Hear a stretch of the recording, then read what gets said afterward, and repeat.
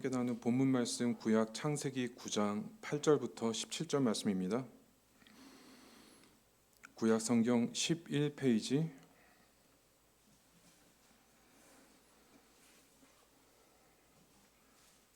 창세기 9장 8절에서 17절 말씀입니다. 함께 교도하겠습니다. 하나님이 노아와 그와 함께한 아들들에게 말씀하여 이르시되 너희와 함께한 모든 생물 곧 너희와 함께한 새와 가축과 땅의 모든 생물에게 세우리니 방주에서 나온 모든 것 곧 땅의 모든 짐승에게니라.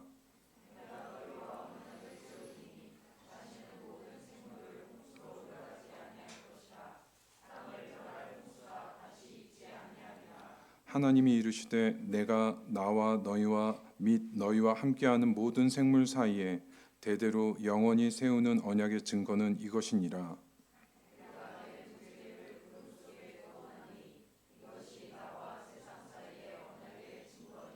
내가 구름으로 땅을 덮을 때 무지개가 구름 속에 나타나면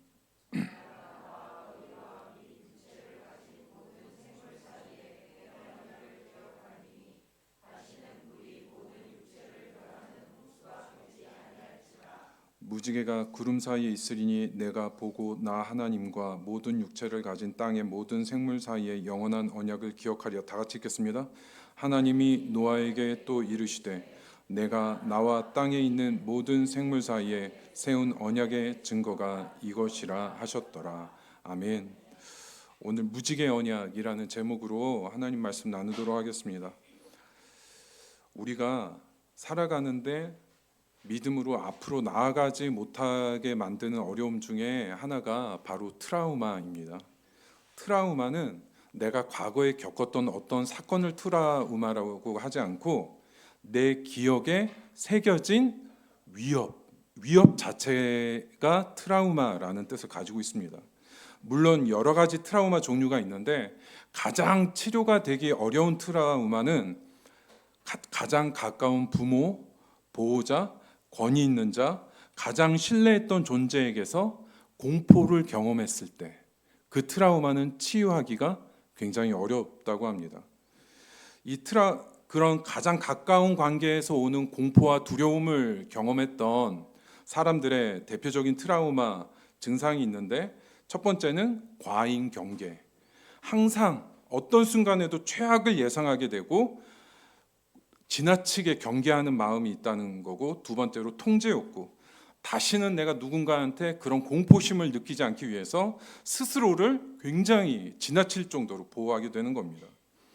관계에 있어서도 증상이 있는데 누군가는 만약에 자기한테 트라우마를 준 사람하고 비슷한 캐릭터를 가진 사람한테는 굉장히 지나치게 회피하고, 반대로 그 반대 성향을 가진 사람한테는 과잉 의존하는 특성이 있다는 겁니다. 그런데 이런 트라우마에 대한 치료가 세 가지 단계가 있습니다. 첫 번째는 위협이 끝났음을 알리는 신호가 먼저 필요합니다. 이 신호는 말을 해준다라는 그런 뜻이 아니라 사람의 신경과 기억에 저장될 수 있도록 눈에 보이는 반복적인 자극적인 신호가 너가 이제 안전하다라는 게 신경을 통해서 전달되는 이 부분이 필요하다는 겁니다. 그리고 두 번째 단계는 신뢰 가능한 주체와의 관계가 일관적이어야 된다는 거예요. 누군가와 다시 새로운 인간적인 관계를 쌓아 나아갈 때 일관된 신뢰성에 대한 관계가 꾸준히 시간이 쌓여야 된다는 거예요. 회복이 절대로 쉽지가 않다는 겁니다. 세 번째 단계는 스스로를 그동안 자기가 공포심에 노출되지 않기 위해서 자기 스스로 통제하고 있던 순간에서 누군가에게 내 자신을 맡길 수 있는 단계가 세 번째 단계라고 합니다. 오늘 본문에 이러한 트라우마에서 회복되어야 하는 대상이 사람뿐만이 아니라 온 인류까지가 이 공포심에서 회복되어야 한다고 말씀하고 있는 겁니다. 하나님의 심판에 대한 두려움에서 아직 벗어나지 못했다는 뜻입니다. 그런데 오늘 본문은 하나님께서 사람, 노아와 가족들 모든 생물 애들에게 하나님의 주도적인 언약을 선포하고 계신 겁니다. 오늘 말씀의 주제는 하나님의 언약이 우리의 회복을 주도하신다는 주제를 가지고 있습니다. 원래 언약은 성경에 나오는 다른 언약들도 쌍방의 의무와 책임이 있습니다. 그런데 오늘 노아와 맺은 하나님의 무지개 언약은 쌍방이 아닙니다. 오늘 말씀에 보면 하나님께서 사람들에게 책임과 의무나 조건을 말하는 부분이 단 한 군데도 없습니다. 하나님의 일방적인 약속으로 하나님께서 모든 것을 완전히 책임지신다는 언약입니다. 결국 오늘 말씀에서 하나님의 언약의 주도권이라는 것은 하나님의 언약으로 하나님 스스로 이 세상의 죄악을 하나님께서 참으시고 은혜와 자비로 끌어안으시기로 결정했다는 선포가 되는 거죠. 하나님이 왜 이런 결정을 하시게 됐습니까? 하나님의 무시무시한 홍수의 심판은 그냥 자연재해 정도로 생각할 때가 많은데 그 정도가 아니었다는 거예요. 하나님이 처음 창조한 질서를 완전히 무너뜨리는 심판이었다는 겁니다. 사람뿐만이 아니라 이 세상에 살아가는 모든 식물, 동물, 생물들한테 하나님이 주시는 심판의 공포심이 온 피조물들한테 다 새겨져 있었다는 거예요. 지금 모든 홍수의 심판이 끝났는데도 사람들 마음에는 일상의 회복이 안 되는 겁니다. 왜냐하면 언제 지금의 평안한 일상이 무너질지 모른다는 두려움이 온 인류에 다 깔려 있는 상태인 겁니다. 그 두려움이 있으면 농사도 지을 수가 없습니다. 내일 농사가 어떻게 망쳐질지 모르는 겁니다. 오늘 말씀은 우리의 두려움과 흔들리는 믿음에 대해서 어떻게 하나님이 주신 말씀으로 내가 변하지 않고 굳건하게 설 수 있는지에 대한 말씀을 주고 있습니다.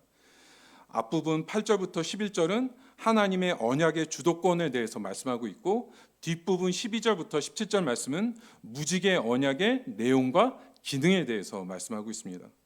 오늘 말씀을 통해서 우리가 하나님을 믿는다고 하더라도 우리 마음속에 어두운 부분이 좀 부분적으로 있을 수 있습니다. 치료되지 못한 신뢰의 문제가 있거나 아직도 내가 하나님은 너무 어떤 부분에 있어서 잊지 못하고 두려워하는 부분이 있다면 어떻게 하면 다시 하나님을 온전히 신뢰하고 사랑하고 믿음이 회복되고 어려운 현실 속에서 하나님을 끝까지 믿으면서 나아갈 수 있는지 깨닫는 시간이 되기를 바랍니다. 오늘 처음 살펴볼 제목 같이 한번 읽어보겠습니다. 일상을 지켜주시는 하나님의 기다림. 본문 8절부터 11절 말씀 함께 교도하겠습니다. 하나님이 노아와 그와 함께한 아들들에게 말씀하여 이르시되 너희와 함께한 모든 생물 곧 너희와 함께한 새와 가축과 땅의 모든 생물에게 세우리니 방주에서 나온 모든 것 곧 땅의 모든 짐승에게니라.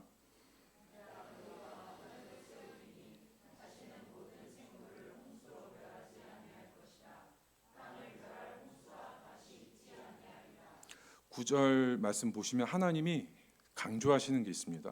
내가 내 언약을, 9절에서 시작할 때 문장이 내가 내 언약을 시작한 문장이 동사가 어디에 나옵니까? 마지막 끝나는 동사가 10절에 세우리니, 10절에 세우리니로 끝나는 겁니다.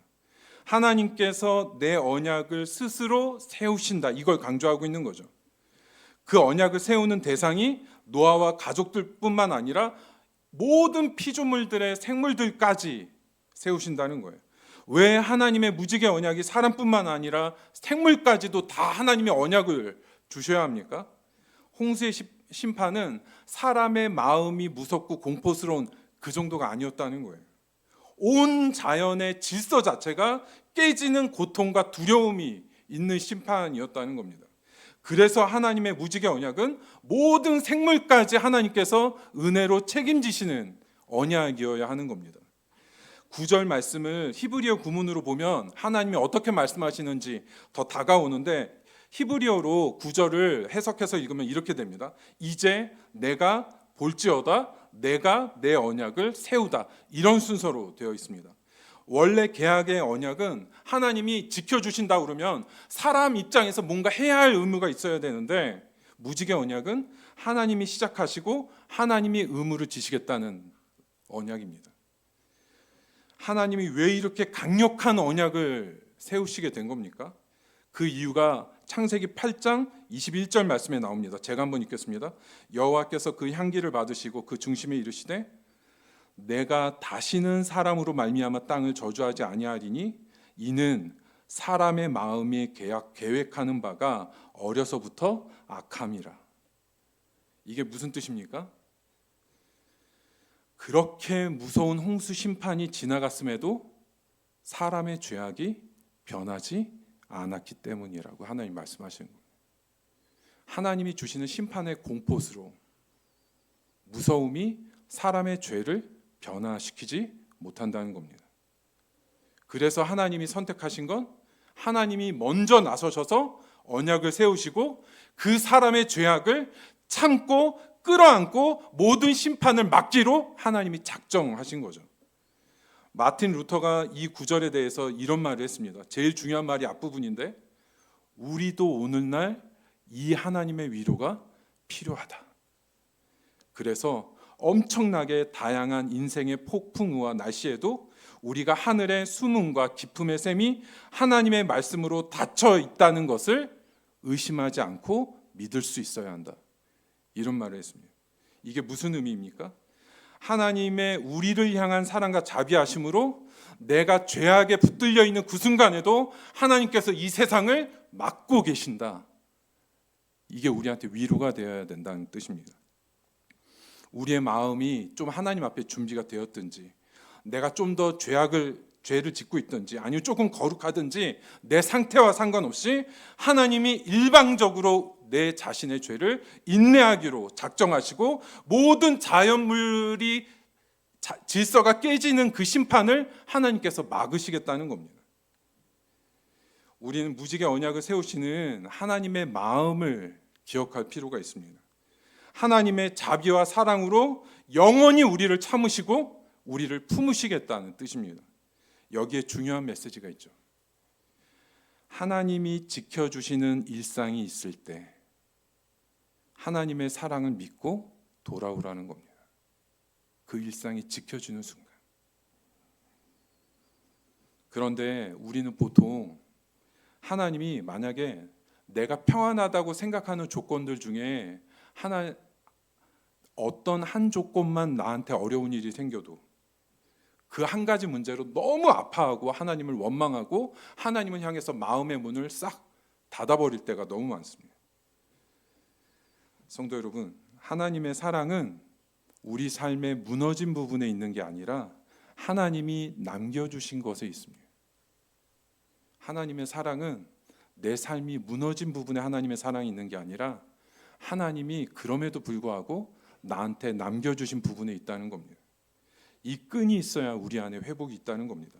출애굽기 20장 5절 6절 말씀 제가 읽겠습니다. 나 여호와 너의 하나님은 질투하는 하나님인즉 나를 미워하는 자의 죄를 갚되 아버지로부터 아들에게로 3, 4대까지 이르게 하거니와 나를 사랑하고 내 계명을 지키는 자에게는 1000대까지 은혜를 베푸느니라.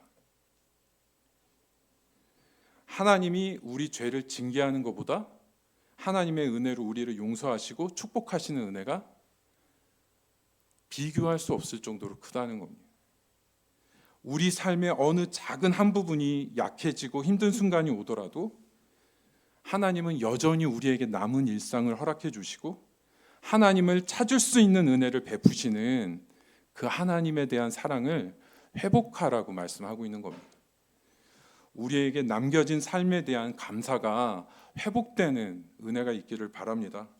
우리가 다시 하나님을 믿고 나아가서 하나님이 주시는 큰 회복과 축복을 누리는 성도님들 되시기를 바랍니다. 그런데 여기서 우리가 앞부분에 한 가지 더 생각해 볼 문제가 뭐냐면은 두려움에 대한 문제를 한 가지 더 살펴봐야 됩니다. 하나님께서 일방적인 언약을 선포하시고 이루신 목적은 인류의 두려움에 하나님의 심판으로 온 인류가 두렵게 된 문제를 하나님께서 치료하시기 위한 목적이었습니다. 한번 생각해 보겠습니다. 유일하게 남은 노아 가족들의 마음과 일상이 어땠을 거라고 생각합니까? 심판이 다 끝나서 마음껏 행복하고 일하고 농사짓고 이 일상이 안 됐다는 뜻입니다. 죄에 대해서 진노하신 하나님께서 모든 자연 창조 질서를 무너뜨리심으로 모든 사람과 생물들을 쓸어 가시는 것을 이 가족들은 다 경험을 한 겁니다. 그런데 홍수 심판이 끝났을 때 이 가족들이 깨달은 게 무엇입니까? 하나님 앞에 제사를 드리면서 여전히 자신들에게 남아있는 죄를 하나님께서 보게 하신 겁니다. 제사를 드렸어도 여전히 마음속에 두려움이 있죠. 어떤 두려움입니까?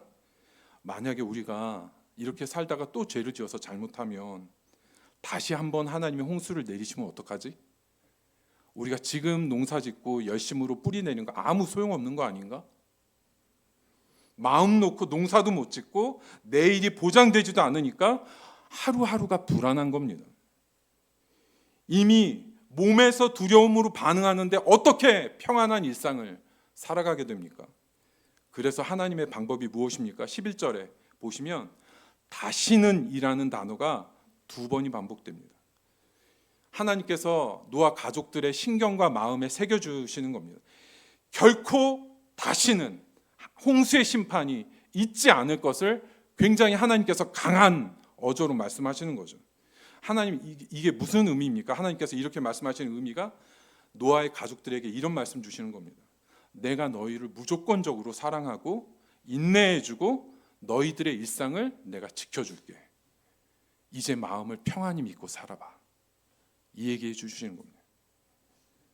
성도 여러분, 우리 마음속에 있는 두려움과 상처를 치료할 수 있는 유일한 길은 반복되는 하나님의 신실한 증거만이 본질적인 우리의 두려움을 물리칠 수 있는 겁니다. 오늘 말씀에서 하나님께서 사람에게 어떤 명령이나 언약의 조건을 달지 않으십니다. 이것은 무슨 뜻이냐면은 아무것도 하지 말아라 이런 뜻이 아니라 하나님의 신실함을 한번 보라는 겁니다. 하나님의 그 선하신 인자하심을 맛보아서 알라는 겁니다. 그런데 우리는 그 하나님의 인자하심을 맛보기 전에 너무 성급해요. 너무 조급합니다. 그러니까 어떤 일상의 평안함이 가다가 아주 작은 부분이 부서져서 나한테 충격이 오면 너무 일찍 주저앉고 일찍 포기하게 되는 겁니다. 너무 쉽게 그 순간에 하나님을 단정하려고 하는 겁니다.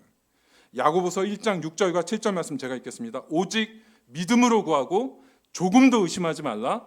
의심하는 자는 마치 바람에 밀려 요동하는 바다 물결 같으니 이런 사람은 무엇이든지 죽게 얻기를 생각하지 말라. 당장 나한테 힘든 일이 생겼다고 그거 하나만으로 하나님을 섣불리 판단하거나 주저앉지 말라는 겁니다. 중요한 게 있습니다.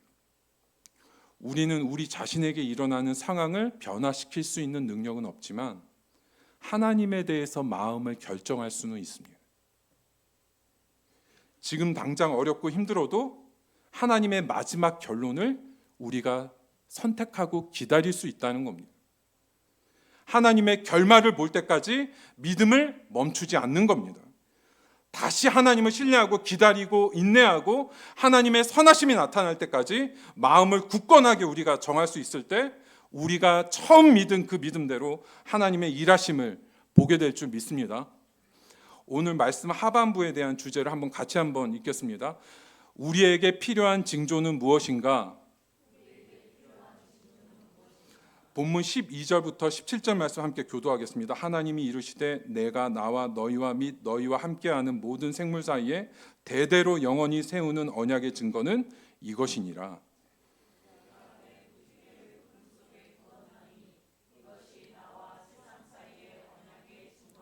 내가 구름으로 땅을 덮을 때 무지개가 구름 속에 나타나면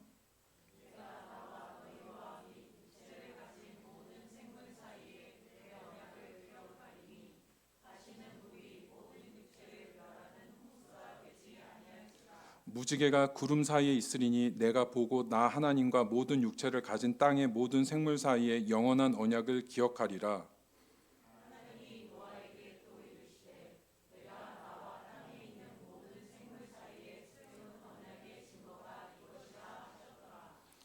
이번에 하나님이 주신 무지개 언약의 첫 번째 특징은 12절에 나오는 영원함입니다. 영원함. 하나님께서 마지막 때에도 홍수로 심판하시지 않습니다. 본문에는 증거라는 말이 되어 있는데 히브리어로는 표징이라는 뜻입니다. 표징. 이 표징이라는 정의가 뭐냐면은 하나님의 보이지 않는 은혜의 말씀에 대한 눈에 보이는 표식이라는 뜻입니다. 그 표징을 하나님께서 두시는데 사람에게만 주시는 게 아니라 모든 자연 가운데 그 표징을 두시겠다고 말씀합니다. 여기에 세 가지 의미가 있습니다. 첫 번째, 하나님이 징표를 주시는 목적은 그냥 단순히 눈에만 보이게 하기 위해서 주시는 게 아니라 하나님을 기억하고 하나님을 예배할 수 있도록 주신 겁니다. 두 번째 의미는 그 징표 자체도 하나님의 일하심으로 드러난다는 겁니다. 징표 자체도. 하나님은 약속을 주시고 무조건 믿어라 강요하시는 분이 아니라 하나님이 일하시는 증거를 우리에게 주시고 믿음을 회복하라고 말씀하시는 그런 하나님이라는 겁니다. 그리고 세 번째 의미는 특정 사람에게만이 아니라 인류에 대한 보편적인 언약입니다. 무슨 뜻? 여기는 어떤 의미가 당연히 하나님을 믿지 않는 사람들의 죄악도 하나님께서 참으시겠다는 뜻이 담겨 있는 거죠. 그런데 우리는 이 하나님을 믿고 신뢰를 회복하려고 그럴 때 우리 안에 냉소적인 믿음이 걸림이 됩니다. 항상 말과 겉으로는 하나님을 믿는다고 얘기하는데 사실은 그 마음속에 뭐가 있냐면 더 이상 하나님을 어떤 부분에 대해서는 기대하지 않는 마음이 있어요. 지금 어려운 현실에 대해서 내가 받아들이고 하나님을 인정하지만 그 이상 하나님께 그 문제에 대한 회복을 구하지 못하는 냉소적인 마음이 우리한테 있을 수 있다는 겁니다. 이사야서 7장 10절에서 13절 말씀 제가 읽겠습니다. 여호와께서 또 아하스에게 말씀하여 이르시되 너는 내 하나님 여호와께 한 징조를 구하되 깊은 데에서든지 높은 데에서든지 구하라 하시니 아하스가 이르되 나는 구하지 아니하겠나이다. 나는 여호와를 시험하지 아니하겠나이다 한지라. 이 아하스 왕에 대한 말씀인데 아하스 왕은 하나님을 의심할까 봐 징조를 안 구한 게 아닙니다. 하나님을 신뢰하지 않기 때문에 징조를 구하지 않은 겁니다. 하나님을 신뢰하지 않을 때 하나님을 기대하지 않게 됩니다. 두려움과 냉소가 우리 안에 가득할 때 정말로 하나님의 끈을 붙드는 것은 어떤 의미가 있는 겁니까? 정말로 하나님을 믿고 내가 정말로 겪고 있는 문제가 간절할 때 하나님께 징표를 구하는 거죠. 이 의미가 하나님께 기적을 구한다는 뜻이 아니라 두 가지로 생각해야 됩니다. 첫 번째, 무엇보다도 하나님의 말씀이 믿어지는 징표를 구해야 됩니다. 내가 지금 나한테 내가 겪고 있는 현실의 문제가 변하지 않더라도 하나님의 말씀이 믿어지는 징표를 달라고. 그것이 하나님이 그 상황을 통제하시고 이끄시고 있다는 징표가 되는 겁니다. 모든 상황과 미래를 하나님이 붙들고 계시다는 증거는 우리가 하나님의 말씀이 믿어질 때라는 거죠. 계속해서 말씀이 믿어지는 은혜 가운데 있다면 당장 지금의 현실이 어려워도 믿음으로 하나님을 바라보는 그 힘이 있다는 겁니다. 두 번째 가장 중요한 징표가 하나 있습니다. 십자가의 생생한 사랑의 회복이 우리한테는 가장 소중한 징표입니다. 무지개 언약의 징표는 모든 인류에게 주시는 시작의 징표였고 그리고 나서 하나님의 언약은 족장들 아브라함과 이삭과 야곱에게로 언약이 이어집니다. 이스라엘 안에 그 다음에 제사가 생겨나게 됩니다. 피의 언약이 생겨나게 되죠. 하나님의 언약의 피의 완성은 그리스도의 십자가 보혈로 하나님의 언약은 완성이 되게 됩니다. 십자가가 궁극적인 하나님의 언약의 징표로 마지막 징표가 우리한테 된다는 거죠. 하나님의 긍휼하심과 일방적인 사랑은 여기서 중요한 의미가 뭐냐면 일상을 지켜주는 정도가 아니라 우리의 죄를 영원히 도말하고 우리에게 구원을 주시기 위해 하나님의 아들이 피를 흘리신 사랑의 징표가 십자가가 우리한테 있다는 겁니다. 이 십자가 위에서 회복되는 사랑이 우리를 끝까지 하나님을 끊임없이 사랑할 수 있도록 하는 힘의 원천이 된다는 겁니다. 우리는 오늘 본문 무지개 언약 속에서 우리가 생각해야 될 게 뭐냐면 하나님의 자녀로서 바른 징표가 우리 안에 회복되어야 된다는 겁니다. 그냥 하나님이 지켜주시는 일상만으로 회복하면 그건 하나님의 자녀가 아니라는 거예요. 하나님이 지켜주시는 일상은 모든 인류와 생물과 하나님을 믿지 않는 사람들한테도 하나님이 주시는 거라는 겁니다. 그런데 우리가 시간이 가다 보면 자꾸 세상 사람들처럼 편안한 일상으로 하나님을 쉽게 만족하려고 합니다. 그것이 전부인지를 아는 거예요. 우리는 무지개 징표의 일상을 넘어서서 살아있는 말씀과 십자가 사랑으로 믿음을 회복하고 붙들어야 한다는 겁니다. 거기까지 가야지 하나님이 우리를 하나님 자녀로 삼으신 은혜가 우리 안에 살아있게 되는 거죠. 그래야 우리에게 오는 고난을 믿음으로 바라보면서 통과할 수 있는 겁니다. 비록 고난이 있더라도 생생한 말씀이 우리가 붙들고 십자가로 하나님의 사랑을 확인하면서 나아가는 성도님들 되시기를 바랍니다. 오늘 마지막으로 한 가지 더 생각할 것은 하나님이 주시는 무지개가 구름 속에 있다는 겁니다. 그 부분을 마지막에 강조하고 있습니다. 마지막에 13절, 14절, 16절에 보시면 똑같은 표현들이 나옵니다.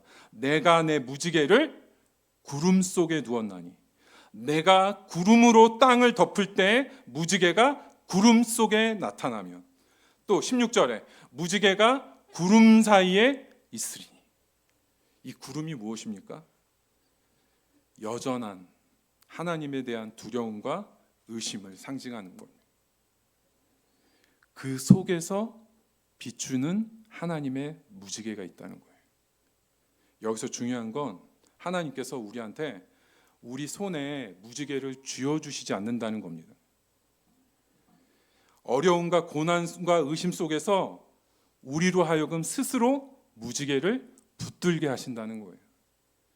믿음은 보이지 않는 실상을 붙드는 겁니다. 열왕기상 18장 44절 말씀 제가 읽겠습니다. 7번째 이르러서는 그가 말하되 바다에서 사람의 손만한 작은 구름이 일어나나이다. 이르되 올라가 아합에게 말하기를 비에 막히지 아니하도록 마차를 갖추고 내려가소서 하라 하니라.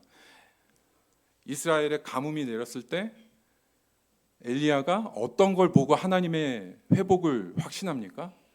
손만한 작은 구름을 보고 확신합니다. 엘리야는 그 넓은 하늘에서 손만한 작은 구름에서 하나님의 회복을 본 겁니다. 성도 여러분, 우리가 오늘 무지개 언약을 오해할 수 있는 부분이 있는데, 무지개 언약이 지켜진다는 게 내가 바라는 모든 현실의 완벽한 조건이 지켜지는 게 무지개 언약이 아니라는 겁니다. 그 무지개는 하나님께서 우리 손에 쥐어지는 언약도 아닙니다.